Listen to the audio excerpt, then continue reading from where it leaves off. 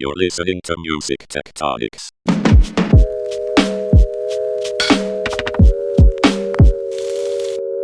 Hey everyone, welcome to Music Tectonics, the podcast that explores the seismic shifts happening where music and tech collide. I'm your host for today, Tristra Newyear Yeager, strategist at Rock Paper Scissors, the music tech PR firm. I'm really eager to dive into our conversation today with founder and CEO Obie Fernandez, one of the driving forces behind Record Shop, that's RCRDSHP, a new platform that combines digital collectibles, gamified elements, and a deep love of music culture, specifically the culture and scenes and communities surrounding electronic music or dance music. Though based in a new or newish tech, blockchain, NFTs, the focus of Record Shop is really on the music itself and the people, places, and collectives who make it possible. Thanks for joining me today, Obie. Thank you, Tristra. I love that intro. Awesome. I'm so glad. I've really jumped on the bandwagon a lot, and your passion is extremely contagious. So speaking of that, I'm going to ask you first off what I love to ask our guests to kick things off, and that is, how did you first develop a passion for music? Oh my God. Yeah, it's a tough one. That's probably a typical reaction as well. Music was part of my life from my earliest memories. I remember, swapping 8 tracks in the living room of the first apartment that I can remember. I must have been, probably 4 or 5 years old. And I remember being at my grandparents' house, and they were avid record collectors, and they had a lot of classical music, and they had one of those 50s or 60s eras, wood console stereos, hi-fi type of things. And I remember my grandfather teaching me how to play the records appropriately without scratching them. And, I was definitely familiar with Tchaikovsky and Beethoven and Mozart, at an early age. And then there were piano lessons for several years, which I hated, mostly because it was a half-hour drive, and two of my siblings also took lessons. So I had to wait in the car with my grandmother, who smelled funny. And, I don't know. And then maybe when I was a little bit older, I don't even remember exactly how, but we had a good relationship with some of our extended family. And one of my great aunts, her son, John, was a disco DJ in Newark, New Jersey. And he lived at home with his parents, and he had a garage full of records. I mean, he's an older guy. I guess he was probably in his 30s at that point. And, he had a garage full of records, and he had equipment, and he had huge speakers and all these blinking lights and things. I just remember every time we would go over there, I would be overwhelmed. I would want to go into the garage, look at the records, and John taught me to mix and to DJ. When I was 14, I bought my first turntables with my summer job money. And I remember that he was visiting one day, and he taught me how to beat match. And I've just been obsessed with DJing and with music. For a little while, I was making beats for a friend in high school who wanted to be a rapper. I used to DJ parties all over the place. I was a mobile DJ for several years. I had some residencies on the outskirts of New York and in New Jersey. I had a couple of, they were definitely not high profile gigs, but, played at some bigger clubs in New York a couple times. That was significant memories. And I had some residencies in Atlanta in the early 2000s and helped run some raves. It's just been an ever-present factor in my life. On top of your passion for and fascination with music, you've also built a really notable tech career as a coder, as an entrepreneur. But one thing that I found so interesting when I was thinking today about how you got into technology, how you built companies, was your tech background reminds me a bit of how a musician goes pro, right? You learn the ropes by diving in and doing things, not necessarily by getting extensive formal education, or even if you do, you have to go out and actually, woodshed things. You have to pay your dues. So how did your past experience in tech shape your view of the music industry? Yeah, that's a fascinating question. I did, I was definitely into tech from a young age. I was lucky enough to be born at a time in the 70s where, it meant that when I was in grade school, there was We had Apple IIe's and Commodore PETs, and programming was something that I started learning around third grade. We had a VIC-20 at home. I'm kind of dating myself, but it's kind of where I started. Me and my CTO at Record Shop actually learned programming together. We were nerds. I mean, we were into electronics. We were into programming. We were making video games at a pretty young age. So it was present. You wanted to tie it into how a musician goes about it. I guess, if you're a musician who grew up in a musical family, my dad was definitely kind of nerdy. He had an IBM PC and stuff like that, and I didn't go to university. I come from a humble working class background. I didn't have very many prospects. I kind of had to make my own opportunities a lot of ways. Certainly had lucky breaks, and it was great timing. I just kind of stumbled into Java in 1995. It was probably one of the first people in the world doing professional Java programming, which was amazing.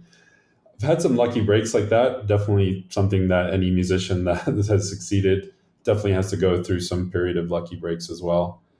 But generally just kind of looking for the right opportunities, being flexible, not getting too fixated on any particular style and any technology, moving when it was time to move. A lot of the momentum that I got in my career, as far as the trajectory, had to do with being in the right place at the right time. I mentioned that I was doing Java in the mid 90s. In the late 90s, that was very good. And I did Java for about 9 years, but then I did a hard shift over to Ruby on Rails. And by that point was at a stage in my career where I was able to become a leader in that field. It was an opportunity. It was a time to shine because there was a sea change coming. And what Ruby on Rails represented at the time was an opportunity to do a sea change. And I had a big hit. In the way that a musician might have score a chart-topping hit or something like that. I wrote a book called The Rails Way, which is considered the Bible of Ruby on Rails development, and that kind of launched the second half of my career, where I was able to start my own web development agency called HashRocket. I later sold that, and that set the foundation for all the entrepreneurial activity that's come since. Looking closely at the tech world and sort of mastering some of the ups and downs there, when you became, and just, for the listeners, Obie has gigged a lot as a professional music creator, as a DJ. How, you started looking at the music business, and what did you see as, coming again from this tech background where, agility, efficiency, certain things like that are key. And then you look at the music business, it must have been a little bit of a study in contrast, to put it diplomatically. Well, let's be real. I mean, I was, 20, 25 years into a successful tech career. Well, not that I've really left my tech career, but about 4 years ago, just to set some context, I moved to Mexico. I have 2 older kids, and my youngest went off to college, and I had agreed that we would move overseas when that happened. So I moved my family to Mexico. And my cost of living dropped significantly. And at some point, there's actually a funny story I'll go ahead and tell. I may have told you this in the past, but I was working alongside a friend of mine, Luis, and I was goofing off. I probably should have been doing some client work, and I was looking at what they call studio porn, which is like pictures of nice music studios and something like that. And I remember turning to Luis and going, "Oh, you got to check this out." It's like, just picture a really cool studio. And he looked at it, and he just kind of looked at me really disgustedly. Luis is a friend of mine. He's Venezuelan. He's a Venezuelan expat. He's a bass player, kind of a funny guy, very, very sarcastic wit. And he's like, he looks at the studio porn, the beautiful studio picture. He looks at me, and he's like, "F you, man."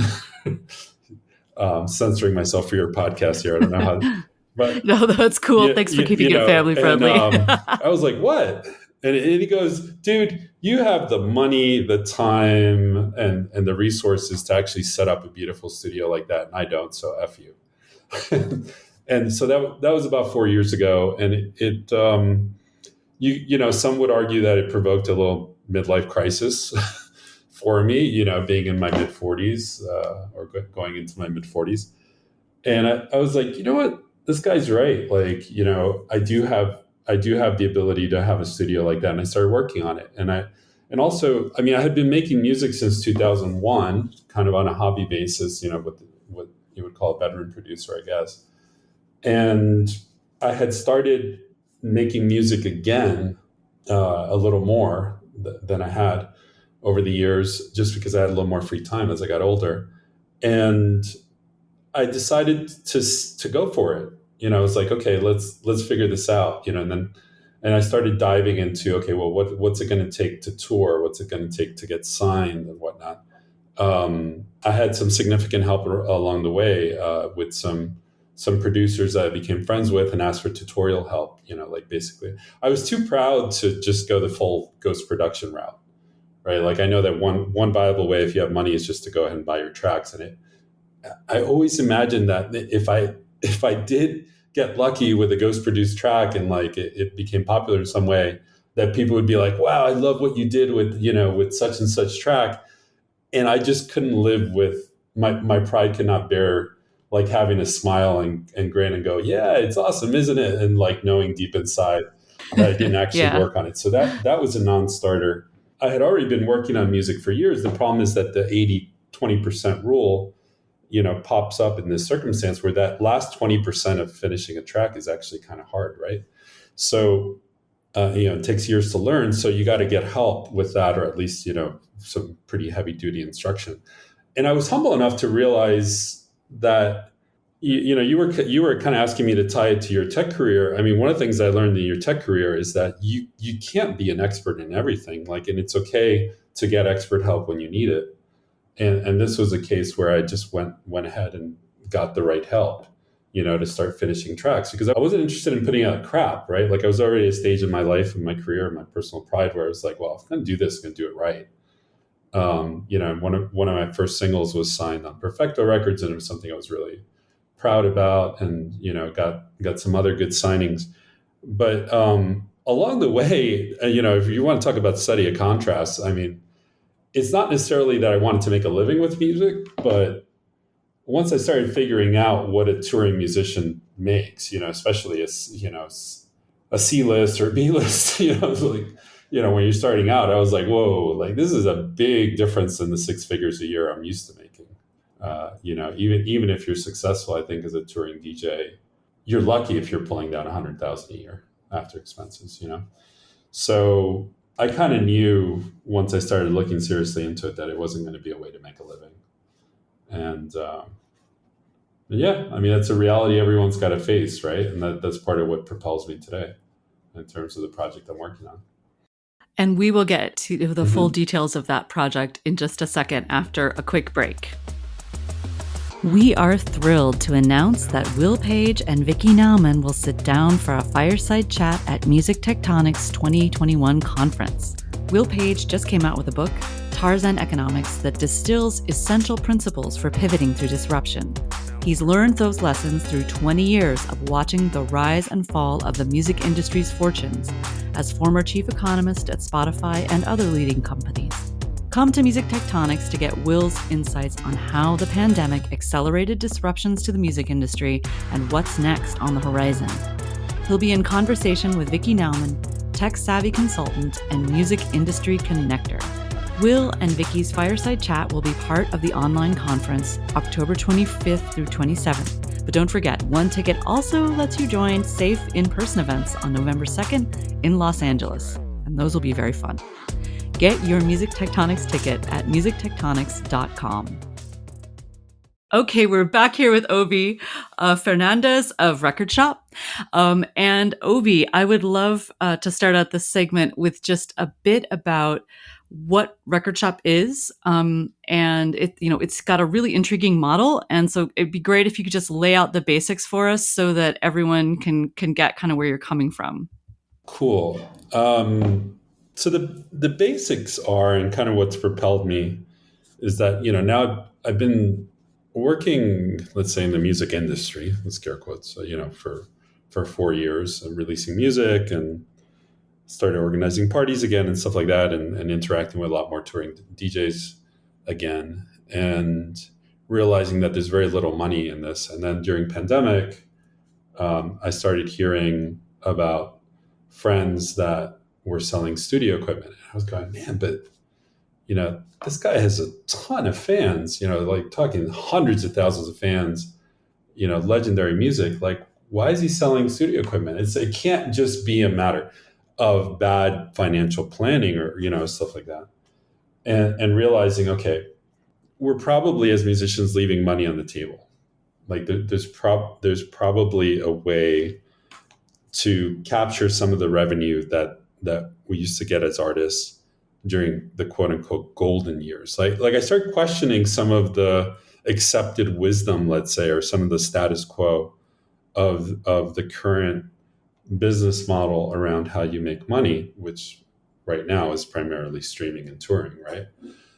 And one of the other things that bothered me, and just making this personal, is that when I at some point during the first year or so, I got someone to quote unquote manage me and to help me, build my image. And he wasn't being authentic, to who I was. Like he was trying to get me to dress up and do, like I've mentioned in this context, doing funny dances on Instagram or TikTok or, things like that. It just feels like musicians around the world are being asked to do a lot of other things that are not music. And in fact, the other day on Clubhouse, I heard BT, who's one of my personal heroes, say that his music was a loss leader. And that killed me.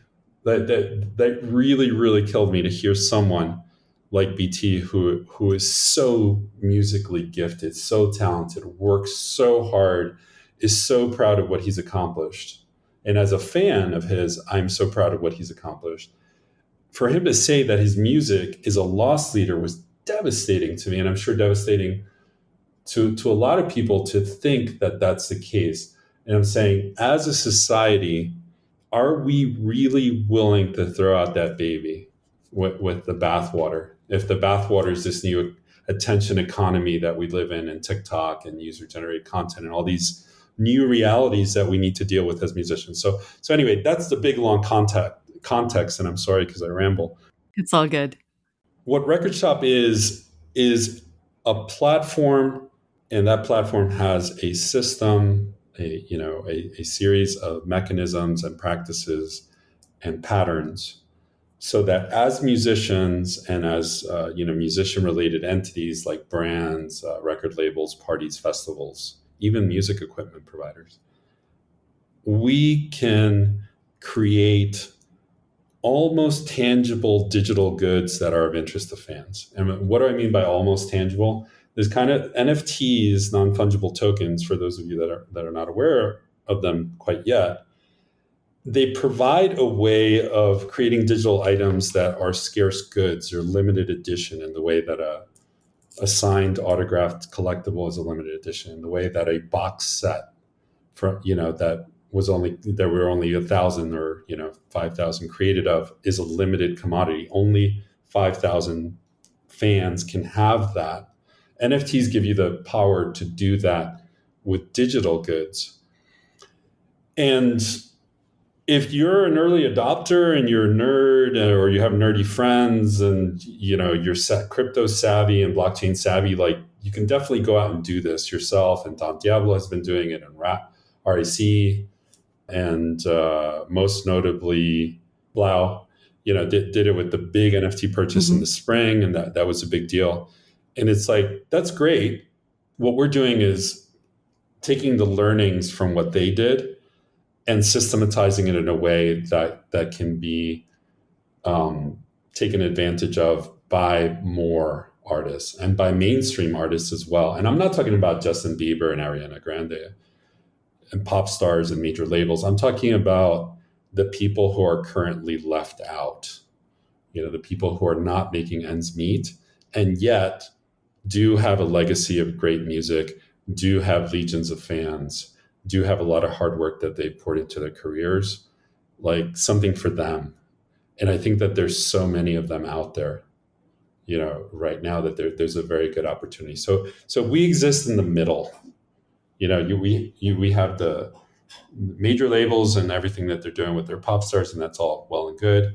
And then there's also like this very, very fertile ground on the small grassroots side, with a lot of crypto projects and DAOs and new models and new ways of sharing copyright and licensing and things like that. There's a lot of little bubbles and fertile ground for experimentation there, but it's all small. So we're trying to provide something for the meaty middle, the middle of that long tail, with significant artists, household names within their genres, to be able to do something that makes sense, that is authentic to who they are artistically, that really lets them bring the most value out of whatever concepts they bring to the table. Some of those artists are not going to be conceptual in the way that we typically talk about concept art or music concepts. Some of them are just going to be very focused on their music, and that's totally fine.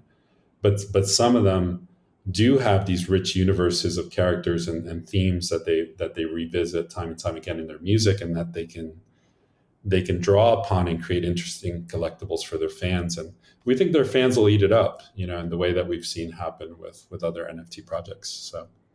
Yeah, there's a lot of world building done by artists who aren't necessarily entertainers that is scattered or very difficult for the artists to reap the benefits of in some sort of monetary fashion. So one way that Record Shop engages with fans or lets fans engage with the artists' worlds is through gamification. And that's kind of a buzzword. It's a concept. It can feel very abstract or like jargony.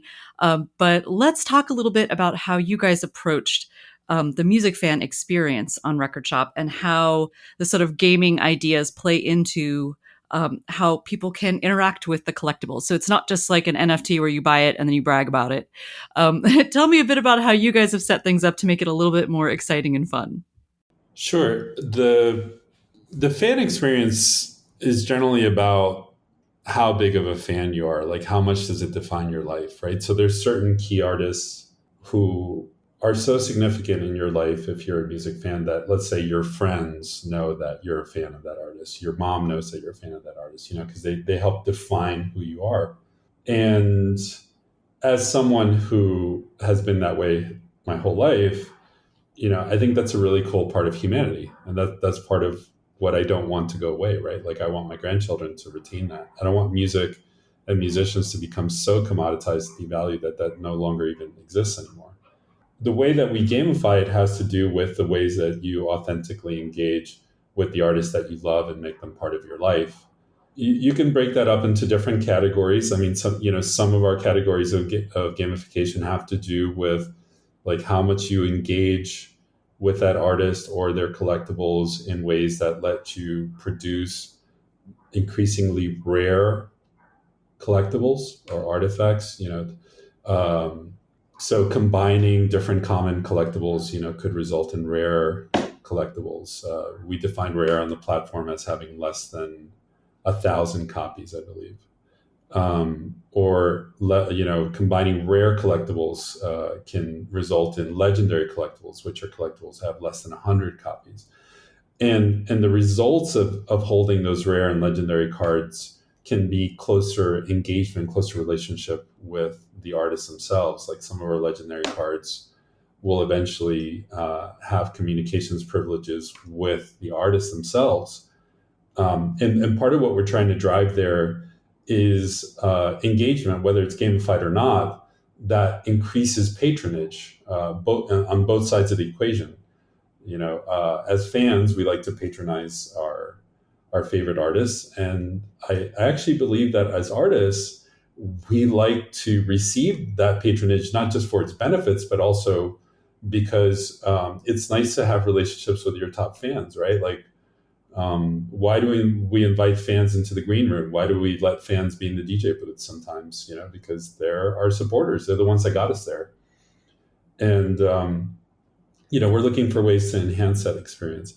There's also other, kind of gamified mechanics that incorporate, kind of prediction markets, let's say. I don't want to get too specific on that because it's some of our secret sauce. There's ways of gamifying that involve, completing collections and what the results of that are. Or and actually, we're even planning to dip our toes into some of the user-generated content possibilities for fans that like to create fan art, and how can they get recognized by their favorite artists and, participate in actually creating cool stuff for other fans. So there's a wealth of opportunities here. And this is one of the rare things I've worked on in my life where I look at the landscape and it's just a completely greenfield opportunity. I mean, there's just so much area for innovation. There's so much open possibilities. This whole huge open world of possibilities when you start, especially if you start looking at this as an opportunity to lay the foundation for a music metaverse, which is something we're huge on. Basically, how far down the rabbit hole do I want to go as an artist? Like, do I want to have a whole line of digital toys? Like, do I want to have my DJ action figure as a collectible by my fans, and they can put me in a DJ booth that they put together, which is outfitted with, collectible lasers and video screens. And like, if they collect one of my mixes and they load it into that scene, will my digital avatar play that mix? It's like this new reality that we're talking about that, that includes these kinds of things that I was just talking about is not going to happen all at once, right? Like it's a complex world that's going to be built up from more primitive building blocks. We're building those building blocks. We're creating those primitives for this new metaverse driven environment. While remembering, this is one of the things that gives me pause, is that in science fiction, metaverses are generally dystopian, and one of the things that's made me and a lot of people very sad during pandemic is realizing that it's accelerating our transformation as a society into this world that lives increasingly online.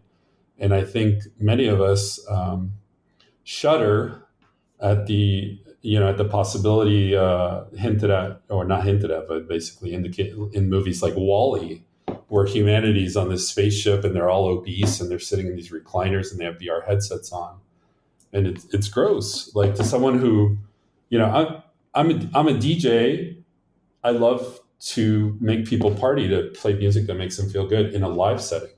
Like, I started streaming on Twitch when the pandemic started, and that lasted for a few months, and then I got tired of it because I was like, this is bull. Like, this is not what I signed up for. Like, this is not real. So it's a complex subject for many of us, and there are some mixed feelings involved.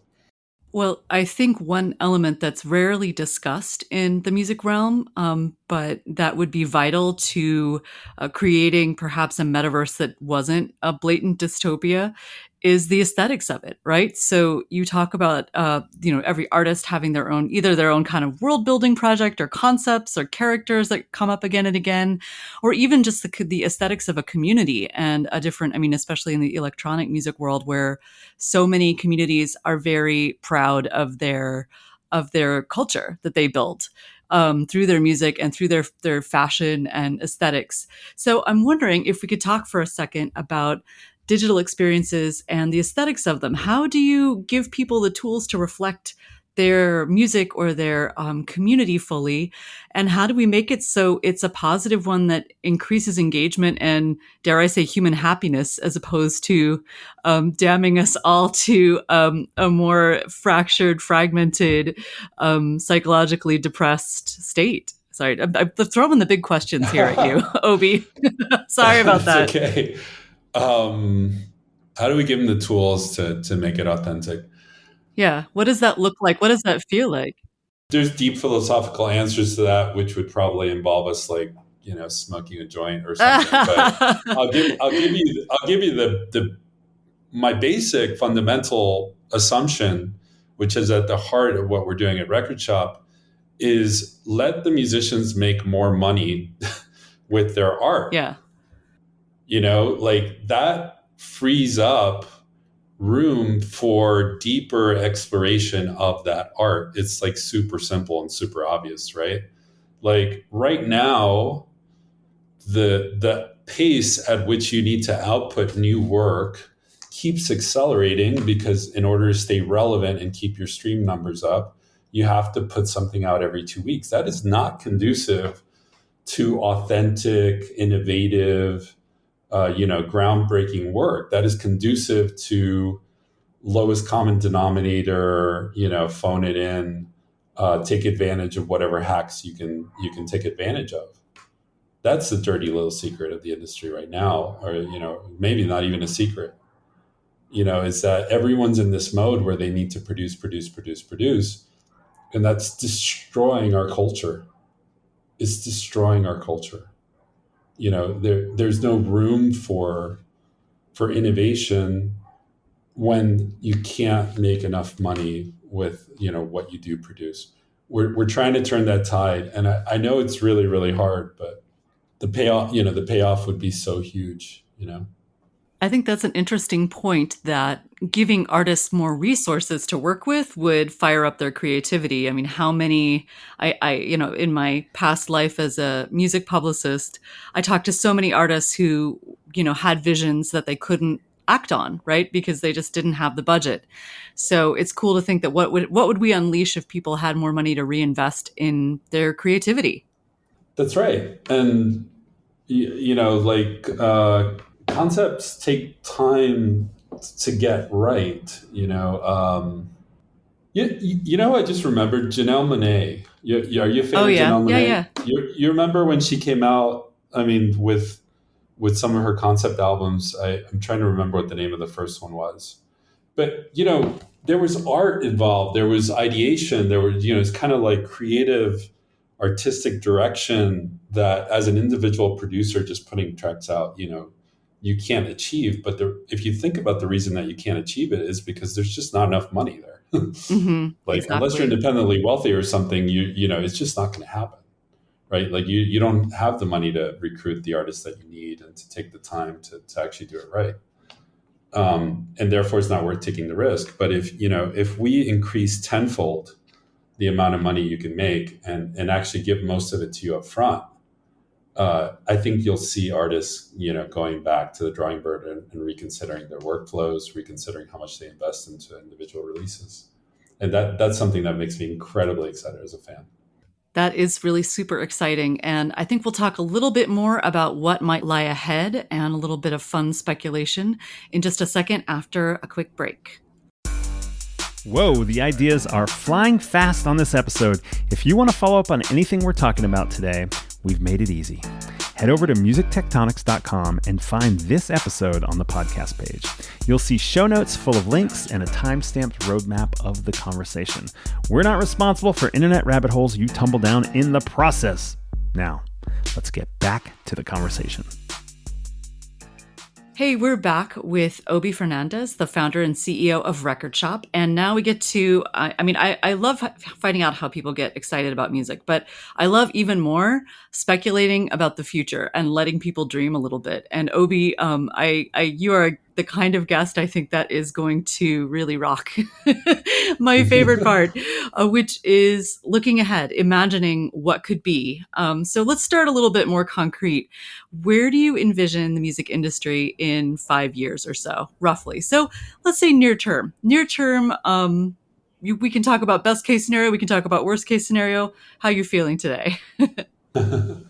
No, definitely best case scenario. I mean, I might as well have optimist stamped across my forehead. I mean, the way I motivate my team is to tell them exactly how we've revolutionized the music industry over the next 5 years, and that it's already a done deal, that they just need to put one foot in front of the other. So I'm very optimistic. I think that there's, like I said before, such a big greenfield opportunity right now for experimentation. And I think we're going to increasingly see fans rewarding the artists that take risks and that actually double down on the authenticity of those risks. I'm not talking about the risk of alienating your fans by going mainstream or something like that. I'm talking about the risks of changing genres or diverging from what your typical formula is. The risks of investing time and effort into collaborating with visual artists to doubling and tripling down on concept arts. Like I would. There's so many of my favorite artists that I would love to see, like, what's in the deepest, darkest recesses of their brain if we were going to make a universe, and they don't all have to be roses. I mean, like, some of my favorite artists are pretty dark, right? Like, I want to see what's down in there as well. I think a lot of other music fans are going to be delighted over the next 5 years to see what's possible. The other thing too is that, speaking as someone whose earliest memory of having a poster signed at a concert was walking outside and dropping it in a puddle. There's many advantages of digital artifacts are really advantageous in a lot of ways, and I think that it's going to be a lot of fun to see them take off, right? Like in a way that is probably vastly beyond what we can even imagine right now. I mean, a lot of people are just kind of playing around with NFTs, trying to figure out what they're good for. Those of us that are really into NFTs see a future where almost everything has a digital counterpart. Just to give you a silly example, like, whoever makes Sharpies or Crayolas will probably be getting a call from one of us, pretty soon. Because, like, I would love to be able to bring in, a pack of Sharpies to mark up some of my digital collectibles.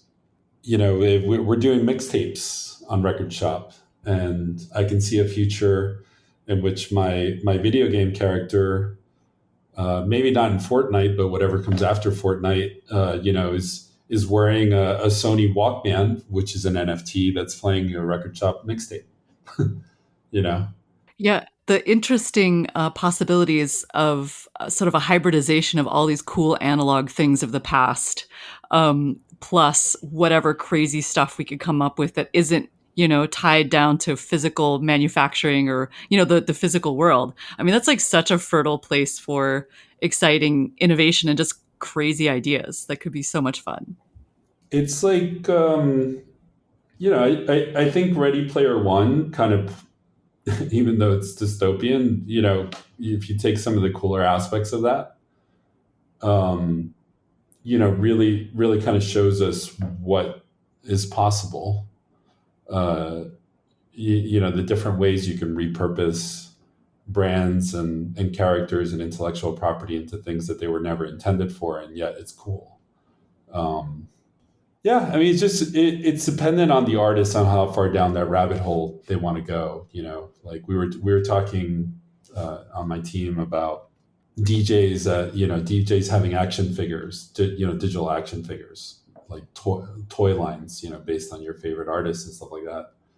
And can you play with them in this metaverse setting? And someone was like worried about, what if a fan draws a Hitler mustache on their, yes. on their artist, yeah. and and then tries to sell it or something like that. And I was like, well, that's probably the least you should be worried about. Yeah, that wasn't where my the digital representation first. Of you, right? Yeah. Some of that stuff's pretty screwed up, but at the same time, if it provides a way for the artist to make money and have a good living and thrive artistically without having to betray their core values, in ways that are authentic to the music they make and the kind of life they want to have, then I'm all for it. I think it's going to be a very interesting time. So thinking more generally about, and maybe even longer term, what are some trends that you're really excited about? It doesn't have to be related to Record Shop specifically or to NFTs or anything that you're seeing happening right this moment. But, what do you really hope grows and thrives in music tech? What things are the stuff of dreams for you, Obie? The one thing that's hit me in the face, as we started working on this, is just the stranglehold that the current licensing regime and copyright law and the entities that enforce the status quo, they just have a complete stranglehold on the industry. I mean, there's so many things that we've considered or doing in Record Shop that the lawyers have told me, well, you could do that, but you're going to get sued. So And that puts a chilling effect across the whole industry. And I think that one of the things I most look forward to is the disruption that the whole crypto aspect of it is bringing to it, right? There's a lot of people working on loosening those strangleholds towards a better world for everyone, including the rights holders. You know, I'm a musician myself. I don't want to, you know, completely destroy rights holding or copyright or the ability to earn royalties on the songs that I write, you know. But at the same time, I think any sane person that looks at the current system goes, this is not right. So what do I most look forward to? Yeah, I most look forward to a world in which by default, you know, it's easy to make things available. It's easy to, you know, for my fans to participate in the creative process in all sorts of different ways, right? Like I'm a DJ, I make mashups, you know, that's part of what I do. I think it should be easier to pre-clear your music to be mashed up and actually put out, you know, and remix and stuff like that. You know, there's just so many other things along those lines, you know, that I think are pretty interesting in the future. And yeah, in some ways, I mean, not in some ways, the changeability, the fungibility, the mashup ability of digital media, especially music, means that we need a new IP regime, and that regime has, you know, it's like it's been dawning or being hinted at for the last 20, 30 years, and it's still not here yet, and that I think is a real pain point for everybody. You know, it's like we're all trapped in the same web. Finally changing, though. Yeah, it really is finally changing, because I think we're moving towards a world where the record labels, I think, are becoming more like investors and VCs. They're helping to capitalize, you know, to early talent, but that early talent is not looking to stay with labels. I'm a big believer in the function of labels, and I think labels should get back into the business of A&R and artist development. And I think that eventually, you know, as a big artist, you won't need a label, and you'll have all these tools at your disposal, all these different platforms, including Record Shop, to be able to realize your artistic vision in a productive way. But I think what happens is that once you have individuals in charge of their destiny, a lot more innovation is possible, because those individuals can take risks that bigger corporations cannot. That's awesome. Well, thanks, Obie, for joining me today. This was a really fun conversation. Thank you, Tristan. Thanks for listening to Music Tectonics. If you like what you hear, please hit subscribe on your favorite podcast app. We put out new episodes every week. Want more? Find it at musictectonics.com.